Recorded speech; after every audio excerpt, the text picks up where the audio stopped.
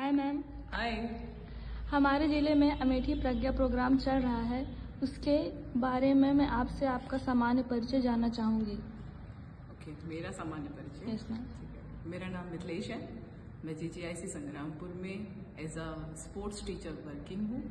ठीक है, अमेठी बहुत बड़ा ज़िला है जिसमें से एक छोटा सा ब्लॉक है संग्रामपुर, और ये अपने ब्लॉक में एक अकेला स्कूल है जो सिर्फ गर्ल्स के लिए है। और अमेठी प्रज्ञा बहुत अच्छा प्रोग्राम है जो कि गर्ल्स के लिए चलाया गया है। Thank you ma'am. और मैं आपकी एजुकेशन के बारे में जानना चाहूँगी। मेरी एजुकेशन 12th तक तो यूपी बोर्ड से हुई है। मैंने 12th तक यूपी बोर्ड्स में किया है, उसमें भी सब डिवीज़न है। 10th तक तो मैं पंजाबी स्कूल में पढ़ी हूँ, उसके बाद मैं प्रॉपर यूपी बोर्ड में पढ़ी हूँ। यूपी बोर्ड दोनों ही था लेकिन पंजाबी कंपलसरी थी 10th तक। फिर उसके बाद मैंने 1 साल का BA किया जो कि मैं छोड़ चुकी, एंड उसके बाद मैंने 2009 से दिल्ली में एंट्रेंस दिया, और साउथ दिल्ली के अंडर में एक कॉलेज आता है IGI इंस्टीट्यूट, वहाँ से मैंने अपनी ग्रेजुएशन पोस्ट ग्रेजुएशन सब कंप्लीट की फिजिकल एजुकेशन में। और वहाँ पे जो BSc होती है वो एक तरीके से ग्वालियर में जो BPE होती है उसी के इक्विवेलेंट होती है। तो मेरा प्रॉपर जो स्ट्रक्चर डेवलप हुआ है एजुकेशन में वो फिजिकल एजुकेशन में ही डेवलप हुआ है। मेरा मास्टर्स भी फिजिकल एजुकेशन में है, नेट भी है, एंड बाकी और डिपार्टमेंट के अकॉर्डिंग नीड्स कंप्लीटेड है। मैम, मैं आपसे नेक्स्ट क्वेश्चन पूछना चाहूँगी। आप वर्तमान में जिस जगह हैं वहाँ तक पहुँचने में आपको किन किन समस्याओं का सामना करना पड़ा? बहुत समस्याएं होती हैं। एज अ गर्ल्स बहुत समस्याएं होती हैं। सबसे पहली समस्या तो आप अपनी फैमिली को ही फेस करते हो कि फैमिली जो है हमेशा जो बैक थॉट बनी रहती है फीमेल्स के लिए उसको कैरी ऑन करती है, लेकर चल रही होती है आपके साथ में, और उन्हीं सारे व्यूज को लेकर आपके सामने खड़ी होती है। उसमें से 10 तो प्रॉब्लम होगी और 2 उसमें से प्रोग्रेस रिपोर्ट होती है। ठीक है, फैमिली इश्यूज जैसे जैसे कंप्लीट हो पाते हैं तब आपके पास रिलेटिव इश्यूज आ जाते हैं। तो रिलेटिव्स जितने होते हैं वो कहते हैं कि अरे क्या करना है सोशली, लड़की को इतना क्या ग्रोथ करना है, कहाँ लेके जाना है, शादी कर देनी है, ऐसे बहुत सारी चीजें प्रॉब्लम्स आती हैं। बहुत कम सपोर्ट मिलता है। सबसे पहले आपको फाइट अपनी फैमिली से करनी पड़ती है, बाद में एनवायरनमेंट आता है आपके पास में। इसके बाद मैम मैं आपसे पूछना चाहूँगी, आपके दृष्टिकोण से समाज में बालिकाओं को किन समस्याओं और भेदभावों का सामना करना पड़ रहा है, उनके समाधान क्या हैं? ओके, मैंने जैसे कि पहले बताया भी आपको कि फैमिली सबसे पहले बैरियर होता है। फैमिली का कंसल्ट कोई गंदा नहीं होता है आपको लेके कि आपकी ग्रोथ के लिए वो रोकना चाह रहे हैं। ठीक है, सबसे पहली प्रॉब्लम फैमिली आपको चाहती है पॉजिटिव रखना कि कल को कोई समाज में उनका वर्चस्व खराब ना करे, है ना। तो उनकी एजुकेशन को लेकर भी कई जगह बहुत सी जगह होता है प्राइवेट नाम चला दिया, बच्चों को घर में ही बैठा के पढ़ा रहे हैं लड़कियों को कि घर से बाहर नहीं भेजेंगे, सोशली क्या इम्पैक्ट पड़ेगा। तो ऐसी बहुत सारी प्रॉब्लम्स आती हैं। फॉर एग्जांपल जैसे मैं अपना स्पोर्ट्स का ही बताना चाहूंगी। यहाँ पे हम जब खेल रहे थे, मैं 2006 के अराउंड 2006 इवन 4 की बात कर रही हूँ, जब हम खेलने जाते थे तो आपको ड्रेस डिफरेंट होती है। स्पोर्ट्स में शॉर्ट्स एंड टी-शर्ट्स होता है, आप बिकनीज वगैरह पहनते हैं। अगर आप रेस कर रहे हैं तो 4 लोग आपको सड़क पे देख रहे होते हैं और वो आपको देख के कहते हैं कि फना की लड़की है ना। फिर किसकी लड़की, अरे भाई बिल्कुल अकल नहीं है, कैसे भाग रही है, क्या हो रहा है, मतलब बहुत कुछ होता है। लेकिन इसका समाधान भी है। आप उतनी ही शिद्दत के साथ इन नेगेटिव पॉइंट्स को साइड रखो, just focus on your point of view. आपका क्या पॉइंट है, आप क्या चाहते हो, अगर वो पॉजिटिव है तो चीजें पॉजिटिव निकल कर आती है। जब वही चीजें जब पेपर में नाम निकल कर आता है ना आपका, और सारे पड़ोस वाले बोलते हैं आज आपकी बेटी का नाम पेपर में निकला था, बड़े खुशी हुई देख के कि आपकी लड़की ने नेशनल में मेडल जीता है या स्टेट में मेडल जीता है, तो वही एक खुशी का मोमेंट बन जाता है। तब ये जो नेगेटिव पॉइंट्स होते हैं वो कम हो जाते हैं। तो मेरा मानना है कि बालिकाओं को कभी भी हिम्मत नहीं हारनी चाहिए। हम लोगों में कहते हैं, एज पर एक बहुत छोटी सी लाइन होती है, कहते हैं कि मेल से फीमेल में स्ट्रेंथ ज्यादा होती है इमोशनली। तो जब स्ट्रेंथ ज्यादा है तो फिर उसका यूज भी करना चाहिए। वर्तमान में बालिकाओं के लिए करियर के अवसरों पर प्रकाश डालिए। बहुत छोटे छोटे अवसर से यूज कर सकते हो, घर से ही यूज कर सकते हो। फैशन डिजाइनिंग बहुत कॉमन है, ठीक है, बहुत कॉमन है। हर कोई लड़की आज किसी भी मार्केट में आप निकल के चले जाओ, बेसिक चीज ही अगर आप देखते हो, आसपास की चीजों से ही अगर आप सीखना चाहते हो, उनसे भी करियर बहुत अच्छे से बना सकते हो। पहले तो आपको करियर बनाने के लिए पेन ढूंढना पड़ेगा, आपका पेन क्या है और आपका डेडिकेशन क्या है। पेन फॉर एग्जाम्पल कि डिमांड किस चीज की है, मैं प्रोफेशनल तरीके से पूछ रही हूँ, डिमांड किस चीज की है मार्केट में, किस चीज की रिक्वायरमेंट है। एक टाइम पे पहले physical education teachers normally retired principals, मतलब retired army person, navy person को रखा जाता था, but after some time demand बढ़ गई तो ये एक डिप्लोमा में कन्वर्ट कर दिया गया। फिर जब डिप्लोमा में कन्वर्ट कर दिया गया, फिर एजुकेशन कॉम्पिटिशन फाइट और देन फाइनल रिजल्ट कि अब आप प्रॉपर मिसलेनियस सब्जेक्ट की एक कैटेगरी में आकर बैठे हो। ये सिर्फ एक स्पोर्ट्स की कंडीशन है। ऐसे ही आप फैशन डिजाइनिंग का कोर्स ले लीजिए, आप फैशन डिजाइनिंग के साथ साथ में आप एक न्यूट्रिशन का कोर्स ले लीजिए, आप किसी भी चीज में जाने के लिए क्राफ्टिंग का वर्क ले लीजिए। लोकल क्राफ्टिंग है, जैसे बहुत सारी क्राफ्टिंग है, मुझे पसंद है, केरला में एक बहुत अच्छी क्राफ्टिंग होती है। आपके जो केले के पत्ते होते हैं, केले का जो बीच का एरिया होता है, तना जिसे बोलते हैं, उसके अंदर व्हाइट जो पार्ट निकलता है उसको निकाला जाता है, उसकी ताकि कटिंग करके बहुत अच्छी पेंटिंग्स बनाई जाती है, ठीक है। एक बहुत सिंपल सा है, पर ये देखा जाए तो ट्रेडिशन गायब भी हो चुका है, ये चीज बची ही नहीं है। पर ऐसी कुछ चीजें जो अब एक तरीके से गायब हो गई है, आप उन्हें उठाकर लेकर आइए।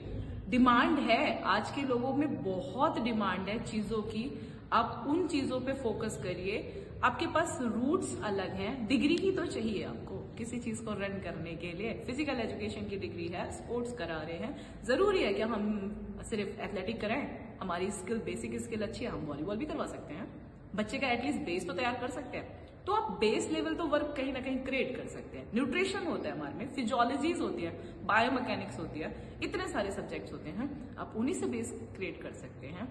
तो करियर मुझे लगता है कि आपकी थॉट पे डिपेंड करता है कितनी ब्रॉड है और कितना उसे आप यूज कर सकते हैं, किस तरीके से हर एक चीज में से सोल्यूशन ढूंढ के उस चीज पे काम कर सकते हैं। जरूरी नहीं है उसके लिए पढ़ा लिखा होने, एक नॉर्मल इंसान भी करता है, लेकिन हाँ पढ़े लिखे हो तो थोड़ा सा क्विकनेस एंड फ्रीक्वेंसीज पे आपके वर्क हो जाता है। लास्ट क्वेश्चन, बालिकाओं के लिए आपका संदेश क्या है, विशेषकर कम संसाधनों और ग्रामीण पृष्ठभूमि की बालिकाओं के लिए? संदेश बहुत कॉम्प्लिकेटेड हो जाएगा, लेकिन ठीक है। संदेश मेरा बहुत सिंपल सा है, हिम्मत नहीं हारनी है। तरीके नहीं पता है, लेकिन हम जिस यूनिटी में रहते हैं वहाँ एक लेवल के लोग नहीं है, हर एक लेवल के लोग हैं। हमें उनसे सीखना है जो हमारे लिए जरूरी है। फॉर एग्जाम्पल, आप स्टूडेंट हो, मैं टीचर हूँ, अगर आपको लगता है कि मैं इन टीचर से कंसल्ट कर सकती हूँ अपनी इच्छा, तो करो। हर क्यों का आंसर जरूर ढूंढो, आपको पता होना चाहिए उस क्यों का रास्ता क्या है। और आप जिस पॉइंट से अपनी जर्नी स्टार्ट करते हो और जिस पॉइंट तक आपको पहुंचना होता है, तो वो जो बीच का रास्ता होता है ना, उसे जिंदगी कहते हैं। तो उस जिंदगी को आप कितना चैलेंजिंग लेकर खुद के क्यों के सवालों को ढूंढते चलोगे, तो अपने आप एक कारवां बनता चला जाएगा। बस एक तबीयत से पत्थर उछालने की जरूरत है, रास्ते अपने आप तय हो जाएंगे। यही मेरा एक संदेश है। मतलब विल पावर स्ट्रॉन्ग, और आप बेस्ट करोगे ये मान के चलो। 100% तो हर कोई दे रहा है, पर अपने आप को बेस्ट बनाने के लिए आप 100% से अबव दीजिए। मतलब 110, 103% पे जाइए। वैल्यू काउंटिंग रिटर्न में नहीं आती है 100% से अबव, लेकिन 100% आज तक हर कोई दे रहा है। 100% से अपनी परफॉर्मेंस को ऊपर लेकर जाइए, आपको प्रॉपर रिजल्ट मिलेंगे। बस यही मेरा एक मैसेज है। And best of luck and nice to talk to you and thank you, आपने मुझे यहाँ पे सुना। एंड मैं चाहूंगी कि अमेठी प्रज्ञा से आप लोग भी जुड़े और इसे बहुत अच्छा सा कामयाब बनाने के लिए, इस प्रोग्राम के लिए आप लोग प्रोसेस में रहें एंड सब्सक्राइब करें इसके चैनल्स को भी। थैंक यू मैम, अपना अमूल्य समय देने के लिए। Thank you. कैरियर के अपने विशिष्ट क्षेत्र में बालिकाओं का मार्गदर्शन करें। मैं स्पोर्ट्स की हूँ तो स्पोर्ट्स के बारे में बहुत अच्छे से बता पाऊंगी। जैसे आप जब खेलते हैं तो आपका एम होता है कि कहीं मैं नेशनल मैच बनाऊँ, नेशनल जाऊँ, स्टेट जाऊँ। और एक बहुत, जितना भी आप स्पोर्ट्स वालों के साथ डीप में रहेंगे ना, तो उन्हें बड़ा क्रेज होता है अपनी टी शर्ट पे इंडिया लिखवाने के लिए। वो नाम इंडिया वर्ड आपको ऐसे मिलता ही नहीं जब तक आप इंटरनेशनल खेलते हैं। तो पहला तो आपका वही एक कैरियर रूट तैयार हो जाता है, बिगिनिंग हो जाती है जिस टाइम पे आप खेलना स्टार्ट करते हो। ठीक है, आपका डेडिकेशन ही बता देता है कि अगर मुझे स्टेट खेलना है, उसके लिए स्टेप बाय स्टेप आप एक स्टेप सीखते हैं। डिस्ट्रिक्ट, पहले स्कूल, जोनल, फिर जोनल के बाद में मतलब इंटर डिस्ट्रिक्ट, फिर उसके बाद में स्टेट आ जाता है आपका, फिर नेशनल, फिर इंटरनेशनल। तो ये स्टेप हो गए, आपको पता ही चल गया। करियर तो इसी से ही रूट स्टार्ट हो गई, आपकी बिगनिंग हो गई, है ना। फिर अगर आपको लगता है कि यार स्पोर्ट्स करने के बाद में मतलब इतना प्रॉफिट नहीं आया, आप नहीं, हर कोई नहीं पहुंचता इंटरनेशनल तक, तो आप रूट्स एजुकेशन के थ्रू जा सकते हैं। एजुकेशन में भी आपके बहुत सारे रूट्स हैं। आप एजुकेशन में चाहे तो डिग्रीज, डिप्लोमा स्टार्ट हो गया, बीपीएड, एमपीएड नॉर्मल है, डीएफ आपका, उसके बाद में अब एनआईएस पटियाला जा सकते हैं आप। ठीक है, एनआईएस कैंप करने के लिए जा सकते हैं। उसके साथ साथ आपको लगता है कि मैं इनमें कुछ और अच्छा कर सकता हूँ, तो स्पोर्ट्स में ही बहुत सारे होते हैं। आपका एक प्लेयर के लिए अगर एक प्लेयर को तैयार करना है, फॉर एग्जांपल अभी नीरज चोपड़ा जो है बहुत अच्छा प्लेयर है, आपको क्या लगता है कि वो सिर्फ नीरज चोपड़ा ऐसे ही नीरज चोपड़ा खड़ा है? नहीं, उसके पास एक कोच होगा, एक मैनेजर होगा जो सारी टीम टाइम और उसके वर्क को ऑर्गेनाइज करता होगा। एक न्यूट्रिशन वाला आपके पास वहां पे एक टीचर मिलेगा, आपको एक फिटनेस इंस्ट्रक्टर मिलेगा, एक आपका शेड्यूल पूरा डेली चार्ट करने वाला होगा, आपकी वीक परफॉर्मेंस, एक आपको साइकोलॉजिकल कंसर्न करने वाला होगा। सपोज मान के चलो एक प्लेयर को तैयार करने के लिए 5 से 6 7 स्पेशलाइज्ड पर्सन लगते हैं। तो ये स्पेशलाइज्ड पर्सन किसके होंगे? Sports background. मैम, बालिकाओं को शारीरिक मानसिक रूप से सशक्त बनाने और उनके सर्वांगीण विकास के लिए कृपया अपने सुझाव दें। आपको एक एग्जांपल से समझा दूं। 2 चीजें हैं देखनी है आपने, एक है मंदिर और एक है वॉशरूम, दोनों एक ही डायरेक्शन में। क्या देखना पसंद करेंगे? ऑब्वियस सी बात है, मंदिर देखेंगे या वॉशरूम? बताइए। मंदिर। मंदिर क्यों? 2 तरीके से देख सकते हैं। अगर मैं इस चीज पे देखना चाहूं, मैं मंदिर देख रही हूं, स्पिरिचुअल से रिलेटेड है। ठीक है, स्पिरिचुअल थिंग्स वहां से आपको मिल रही है, मतलब मोटिवेशन लेवल मिल रहा है आपको। ठीक है, एक रिचुअल्स चलकर आ रही है। पर वॉशरूम भी जरूरी है बेसिक नीड्स के लिए। तो basic needs with spiritual, with your dedication and आपकी पावर, विल पावर कितनी स्ट्रांग है, उस चीज के लिए बहुत ज्यादा जरूरी है। यदि आपके पास विल पावर नहीं है, किसी भी चीज को आपने ठाना है और वो चीज नहीं होती है, लेकिन हाँ, ठानने से पहले किसी भी चीज को करने के लिए एटलीस्ट आपको पहले उस चीज को किसी बड़े अपने फैमिली मेंबर से कंसल्ट करना चाहिए कि मैं कुछ ऐसा करना चाह रही हूँ, आपकी क्या राय है। कुछ तो एक्सपीरियंस मिलेगा जो उसमें से पॉजिटिव मिले। फॉर एग्जाम्पल, मुझे पढ़ना है और बाहर जाके पढ़ना है, मुझे नहीं समझ में आ रहा मेरे लोकल के स्कूल्स ज्यादा अच्छे हैं, या आफ्टर 12th हम ग्रेजुएशन करने बाहर जा रहे हैं, हमें नहीं समझ में आ रहा कि हमारे कॉलेज, मेरा जो फील्ड है उससे रिलेटेड यहाँ पे एजुकेशन है। अब सबसे पहले कन्विंसिंग, आपको अपनी फैमिली को कन्विंस करना है, चीजों को समझाना है, लेकिन ध्यान रखना है कि कंसर्न पॉजिटिव वे में रहे, नेगेटिव वे में ना जाए। इन्वायरमेंट आपको वैसा ही चाहिए जिस इन्वायरमेंट को आप चाहते हैं। ठीक है, आप स्टेप बाय स्टेप ये चीज ध्यान रखें कि क्या चीज आपके करियर के लिए उस रास्ते पे लेके जा रही है। वो आपको इतनी समझ होनी चाहिए कि मेरे रूट्स जिस चीज के लिए मैं तैयार कर रही हूँ उस तक पहुंच भी रहे हैं। हम गलत कंपनी में जुड़ जाते हैं, गलत लोगों के साथ जुड़ जाते हैं, हमें डिमोटिवेट करते हैं लोग। आपको पता होना चाहिए कि मेरा डिमोटिवेट, मेरी ये वैल्यू नहीं है। आपकी खुद की एक वैल्यू होनी चाहिए, आपकी डिसीजन मेकिंग की एक वैल्यू होनी चाहिए कि ये मैंने डिसीजन लिया। जैसे कि मैंने बोला कि आपकी डिसीजन मेकिंग होनी चाहिए। आपको बहुत सिंपल सा, आप डेली एक डायरी लिखिए, आप एनालाइज करिए खुद को, क्या करिए डायरी में मतलब आप बहुत बेसिक, आपने वेल्थ क्या खर्च किया, वेल्थ क्या ली है, क्या खर्च किया है। फॉर एग्जाम्पल, आपको घर से 10 रुपये मिले, आपने उसको कहाँ स्पेंड किया, सेव किया है, बचाया, क्या क्या। डे में आपने क्या अपना प्रोफेशनल वर्क किया। ठीक है, नहीं जरूरत है कुछ चीजें हाइड करनी है तो हाइड भी कर सकते हैं, ऐसा नहीं है, बट डिपेंड अपॉन यू। ठीक है, लेकिन हाँ, आप उसमें अपनी प्रोफेशनली चीजें जरूर करिए। जब हम लिखते हैं तो हमारे पास एक डेटा बन जाता है और हम उसको एनालाइज कर सकते हैं कि हमने लास्ट 1 ईयर में क्या करना चाहिए। कभी भी प्लान शॉर्ट टर्म नहीं होने चाहिए, लॉन्ग टर्म प्लान होना चाहिए। लॉन्ग टर्म, फॉर एग्जाम्पल एक स्पोर्ट्स के प्लेयर को अगर ओलंपिक में खेलना है तो एटलीस्ट उसका 3 ईयर प्लान होता है। 3 साल पहले वो मेहनत करेगा, तब जाके कहीं रूट्स क्रिएट होंगे। लेकिन उसके लिए उसे उन 3 ईयर के प्लान को सब डिवीजन कैटेगराइज करना पड़ेगा, पर ईयर, पर मंथ और पर डेज के अकॉर्डिंग। तो आपको इसी तरीके से, अगर आपका रूट अच्छा है तो वेल्थ तो हर जगह ही होती है। वेल्थ के पीछे मत भागो, टैलेंट के पीछे भागो। अमेठी प्रज्ञा कार्यक्रम बालिका सशक्तिकरण में कितना प्रभावित हो सकता है? इसे अधिक प्रभावी बनाने के लिए रचनात्मक सुझाव दें।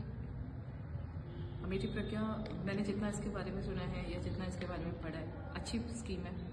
मैम की तरफ से, डीएम मैम की तरफ से बहुत अच्छी, और डीआई सर की बहुत अच्छी अप्रोच है फीमेल्स के लिए। और अगर इस पे वाकई में रूट्स को डेवलप करने के लिए काम किया जा रहा है फीमेल्स के लिए, तो ये बहुत अच्छी स्कीम है। आपके टैलेंट्स के लिए अच्छी है, आप में क्या चीज़ें हैं, आपकी जो मतलब एक तरीके से स्ट्रेंथ क्या है, उस चीज़ को बढ़ावा दे रही है। इसमें क्राइटेरिया के अकॉर्डिंग स्पेशलाइज्ड मिल रहे हैं आपको। आपकी जो भी ऑब्जर्वेशंस हैं उसके अकॉर्डिंग इसमें जो इनका प्लान है उसके अकॉर्डिंग एग्जीक्यूट किया जाए और इस पे वर्क किया जाए एकेडमिक कैलेंडर के अकॉर्डिंग। जैसे कि आपको किस टाइम पे, क्वार्टरली टाइम्स के अकॉर्डिंग आपको सिलेक्ट किया जा रहा है, आपको ग्रोथ करने के लिए किस बच्चे की परफॉर्मेंस कितनी अच्छी रही है उसको आगे तक ले जाने के लिए ये बहुत अच्छी पहल है।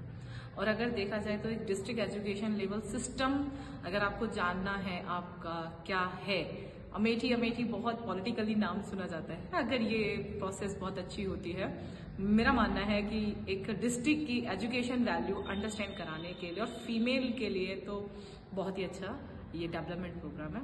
बट लेट्स फिंगर्स क्रॉस्ड कि अच्छा होना चाहिए और बहुत अच्छे से चलना चाहिए।